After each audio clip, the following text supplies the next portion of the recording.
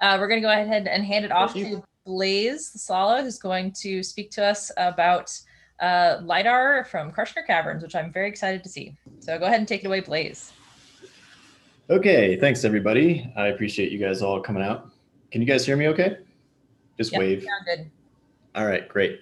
So my name is Blase. I'm a PhD student at Northern Arizona University. I'm a Grotto member of pretty much every Grotto but CAG so far in Arizona. Sorry, CAG. Don't worry, I'll send you guys something. And today I'm going to be talking to you guys about a very quick sort of by the seat of your pants project that just happened to be thrown together a little bit after Thanksgiving of this previous year. Sorry, not 2021. This was in 2020. So there's the first typo. Anyways, so we'll be going over a few different things on this presentation, but basically this is what the outline is going to be. We're going to talk about what LIDAR is, like detection and ranging. We'll go over why we collected data in Kartchner Caverns, and then we get to show you guys some of the data that we collected. And at the end of this, I'll do a comparison between what LiDAR stuff I've done and the stuff that we just did and talk about the pros and cons there, because of course I'm a nerd and I have to talk about LiDAR stuff. That seems to be everything I'm presenting on is about LiDAR in some way these days. So LiDAR 101. Basically, if you've surveyed with a disto, you've probably done something similar to what a LiDAR unit does. LiDAR units basically send out a laser pulse. It hits something and it gets reflected back, and it measures the time it takes for that to bounce back to the sensor. And in doing so, it can get an idea of how far that object that it bounced off of is. And in this case, in caves, you can have LiDAR sensors that spin around on tripods and send out millions of data points and measure those millions of points and the distances from a set point. Or you could have LiDAR on a plane. In this case, LiDARs have been used in satellites and planes to map lots of surface topography. And the latest sort of second generation of terrestrial LiDAR, or the LiDAR stuff that can work in caves, I think is mobile LiDAR. And that's the thing on the right. It's a handheld device that you can use that'll send out lasers like a disto, but in this case, it actually measures stuff at much, much higher rates. Think of a disto X2, but on steroids. So in this case, mobile LiDAR, it's a bit different than a regular LiDAR in that you could be moving around and it figures out where it's supposed to be as it moves through the area. It's using an algorithm called SLAM, or simultaneous localization and mapping, to move through an area. And that doesn't rely on GPS or anything else. So if you see SLAM, it actually works in caves and other places that are GPS denied. So it has a built-in, this is a GeoSLAM Horizon on the right. It's got a built-in sensor called an IMU, which measures its location. And then that plus the measurements that it's taking with these lasers that are coming out of that rotating head, it uses that to sort of define where it is in space and then put everything together so you have a fairly accurate three-dimensional representation of something.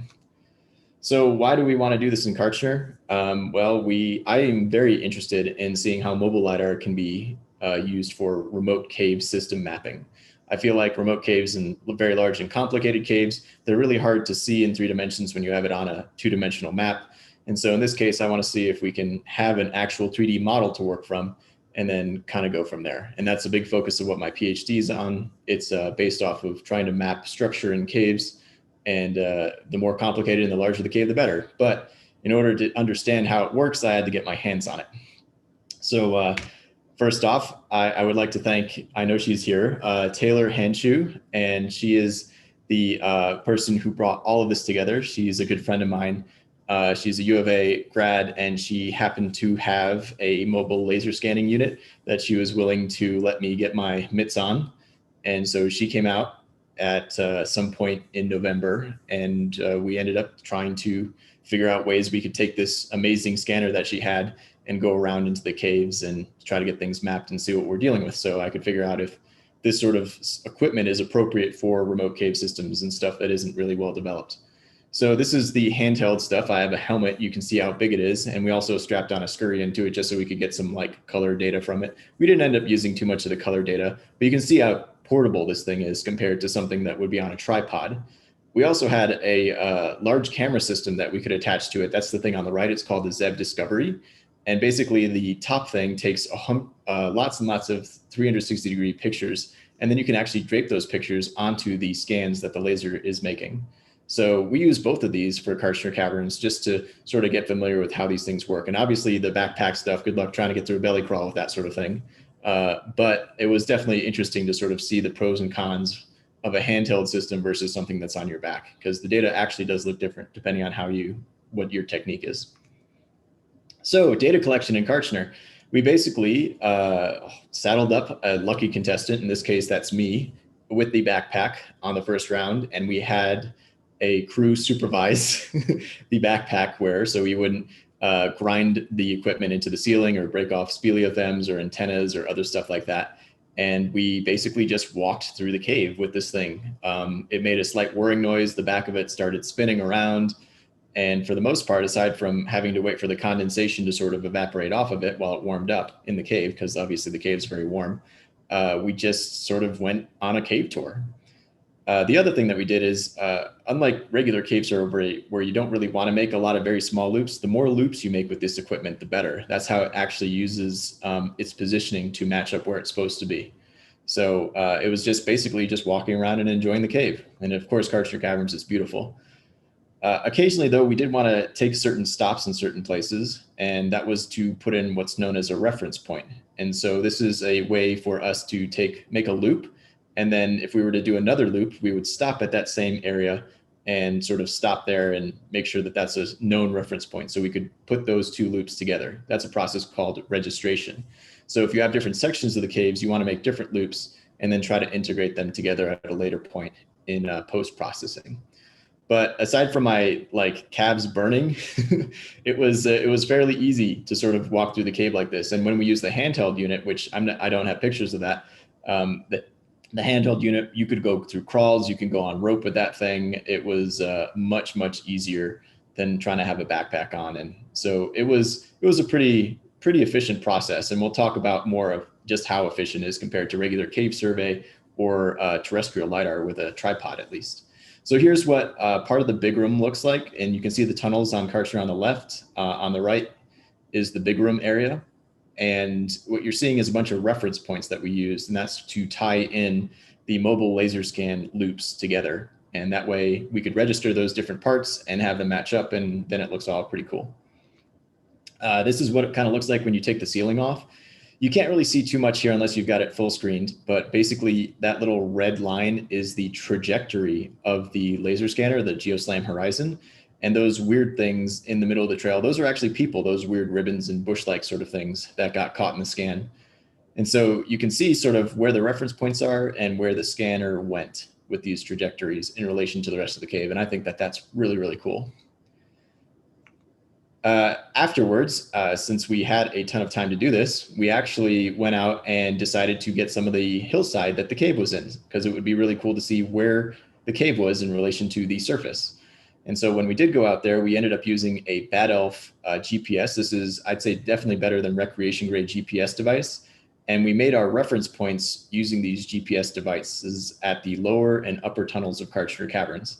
And so when we made these reference points, we could actually superimpose where each thing was supposed to be in real space, and then use that to tell the SLAM algorithm how to go through the cave and how to make sure it lines up very nicely. And so this is a great way to tie in cave entrances with surface features or surface LIDAR. And now we'll go to take a look at some of the data. This is the big room, and this is some of what the raw data looks like. You can see it's fairly good enough to see railings. There's a person pointing at something. There's stalactites, stalagmites, so it's fairly recognizable. And here's another thing. We did I don't know if you've gone on Twitter or Instagram, there's something called rangers pointing at things. Well, this is an example of rangers pointing at things. It's just a thing that's on there, silly memes. Anyways, so that's the general, thanks, Sarah. I appreciate the reaction. That's the general sort of gist of it. Here's what it all looks like on a side profile view with the hillside. And you can see just how close some of the tunnels can get to the surface. So I thought that that was really cool. And from here, you could figure out how close you are to the surface, what sort of structural features are there, and kind of go from there. But I'd have to say that all these pictures are really boring. Wouldn't it be fun to actually just show you some of the data? So I guess without further ado, I'm going to jump into that since I'm at the 15-minute mark roughly. I hope this will be not too laggy for people. But all right, so just thumbs up if you can see a big yellow blob on your screen.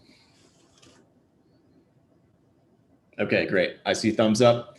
This is the point cloud of the cave. So this is those millions, actually, this is 12 million measurements taken from that laser scanner that we used in the handheld and the backpack configuration.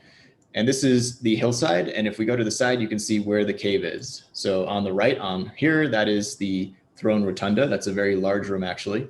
And then down here is the big room. And so you can see where things are in relation to the surface. It's in 3 dimensions, so you immediately know if something's over or under something without being confused by looking at a map. And other than that, it's a pretty good overview, but that's still not good enough. I think we can do a little bit better than this. So let's put a skin on it so you can kind of get a better sense of what we're looking at. And here we go. So I've taken off the surface so we can look at the actual structure of the cave. And so if we were to zoom in here, this is a fairly coarse model. It's only a 10 centimeter model, but you can see when you look at the structure, all the planes of the limestone are very, very easy to match up. They definitely go through the surface. There's definitely rooms that it penetrates through, so you can see everything in relation to each other. And of course, you can see where the tunnels are, and you can see, of course, all the rest of the cave. So this is a really good overview of if you're looking for geologic structure and stuff like strike and dip. This is really, really efficient for using stuff like that. But yeah, this is an overview. It was a very sort of quick put together. I have to thank Taylor again for getting all of these, literally hundreds of thousands of dollars of equipment together, and then coming out with me to Kartchner Caverns and making this thing. I'm gonna just offer it right now in the chat. So when I did the tunnels, and these are the tunnels right here, right in the middle, with a terrestrial or tripod mounted laser scanner, how long do you think that took? Just put it down in the chat to say how long you think it took to do this tunnel system with a tripod mounted scanner, and we'll see who's closest. And then, yeah, so that is the overview of what the caves are. I actually can go inside of here if we want to go and take a look at what the caves look like. It's quite dark in there, so I don't think we'll be able to see too much. I could try to go to, let's see, normals. I'll try to switch the normals around. Let's go to invert faces. All right, so this is a free program called MeshLab. It's very useful for 3D modeling of all sorts. All right, so now we're in the tunnel. Let's actually go somewhere else where we can look at some caves so you can see what the interior of the cave is supposed to look like. No, that's more of the tunnel. Dang it. Let's get out of there. Let's look for the big room. There's the, no, that's the throne rotunda. You guys have been in the throne rotunda. Let's go in there. All right, let's see what Kubla Khan looks like. So I will say that this is a very coarse mesh rendering. It can go higher than this with the mobile LiDAR. It's not quite as precise, but you can definitely get a sense of what this is as far as the cave goes. So you don't really see too many of the railings, but that is not due to the LiDAR. That's due to me lacking a supercomputer to sort of process this data. So there you have it. That's the throne rotunda. This is Kubla Khan. And there's quite a lot more, but we're not going to really be going into that too much more. So I'm going to bring up the final parts of this and we'll go to questions, and we can fly around when we're doing questions. How's that sound? All right. So compared to tripod mounted LiDAR, that's me on the left with an over 100-foot deep pit in Timpanogos Cave with a tripod mounted LiDAR. And that was terrifying to try to set that thing up in there. We had to take it off belay and have it like with the tripod legs out on the sides of the pit. And if it so much as like fell down, I'd have to try to catch it, and that was awful. So I will say that there's a lot of different pros and cons to this stuff, but they're worth talking about.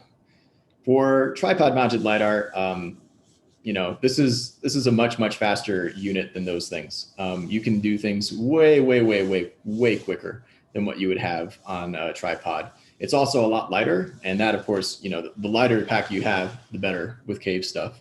And you can also take it through crawls. I've seen it taken through belly crawls and other places in Grand Canyon Caverns, Taylor told me. So yeah, it's definitely suited for that stuff. I've taken it through pepper sauce. It can handle that stuff, no problem. Some of the cons, it's not as precise as a tripod mounted LiDAR in that it doesn't have the same sort of resolution. You don't get sub-centimeter accuracy in these things, but they are pretty darn good and they're just getting better. So takeaways is, this sort of stuff, it's way better suited for remote cave systems. And the next few years with the innovation I'm seeing on the LiDAR and automated driving sort of front, we're going to see some really exciting stuff for cave survey. So yeah, and of course, I'll just keep on going through this since we're like 30 seconds, but you can use it for a lot of different things: public outreach, tours, geological mapping, And here's an example of that. We can literally extract strike and dip automatically from it. Blaze, you have about 5 minutes. Oh, 5 minutes. Okay. And then, of course, there's future plans. Where else are we going to take this? I will not say where this cave is, but I'm sure some people on this on the Zoom call recognize this entrance. But I would love to take this in there. I think that would be a lot of fun. I think there's a lot of cool implications you can do with this stuff as far as mapping and also relating what the cave is to the surface sinkholes and other stuff like that, which are surrounding this cave.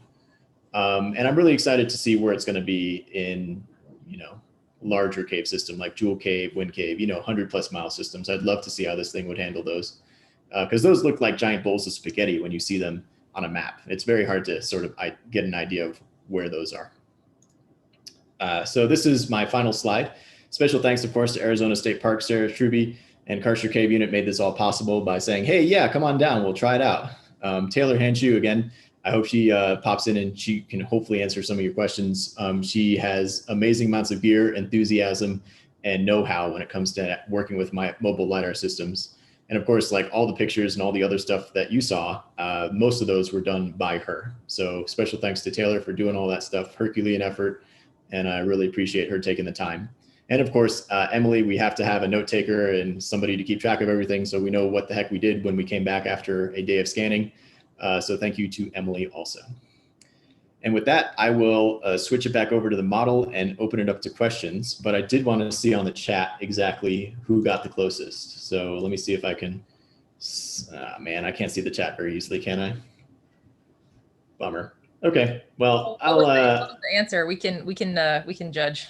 Yeah. So the answer for the tripod mounted scan for the tunnels, we'll just kind of go back out to those. That took roughly 2 days, I would say. I was there and I could not remember that. You didn't? Come on, Sarah. Okay, so Sarah could have cheated, but she didn't. So that took 2 days. How long do you think it took to take this entire cave system with the mobile scanner unit? 2 days for that thing. Now, how much for the entire tour route? All big room, throne rotunda. Just somebody say something out on the microphone. Let's hear some guesses. 6 hours. 10 hours. Less. 2 hours. Less. Didn't stop for water? Nope. Well, we did actually. We took some breaks and it still was less than 2 hours. It was 45 minutes of scanning for that amount of cave that you saw. 45 minutes. Wow. Blaze, that was one of my questions. When you were walking through, was it a slow walk or was it a casual walk or was it like a tour speed or what was the speed you were walking with that backpack? So tours go for hours in there, like hour and a half or something, but we just went regular walking pace. And actually Taylor, who's a professional with this stuff, she went faster than walking pace. She probably could have jogged through the thing and still gotten the same data I was able to get. So I would say 45 minutes was a comfortable 45 minutes. And I mean, we could have run through it and still gotten a lot of data too. It's 300,000 measurements a second. So you're getting a lot of data, but yeah, go ahead. Blaze, we have 2 quick questions in the chat. One is what the native resolution is, and then the other is, were you able to colorize the point cloud from the photos? But you only have a minute, so you may not be able to answer both of those in that time. Native resolution is hard to answer, but generally you can expect your point clouds to be about 2 to 5 centimeters in resolution at minimum. And what was the second one? Were you able to colorize the point cloud from the photos? So we did try to do colorization, but we had, even with the high end stuff, we didn't have a very much light to do it with. So we ended up having to not use color for this specific one, but I think that we'll be able to in the future. Awesome. Blaze and Taylor, thank you both so much. That was super. And Emily also as well. I see that you're still on the call. Thank you all so much. That was fantastic.